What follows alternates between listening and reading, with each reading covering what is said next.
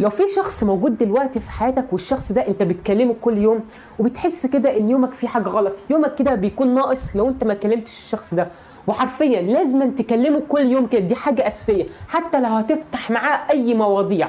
لا بجد ما تعملش كده، لان عاوز اقول لك اللي انت بتعمله ده من اقوى انماط التعلق المرضي. لازم تكيف نفسك انك انت ازاي تقدر تعيش حياتك وتقدر تعيش يومك من غير ما تكلم الشخص ده، لانك انت لو فضلت على كده حرفيا انت كده بتأذي نفسك، حرفيا انت كده بتدمر نفسك.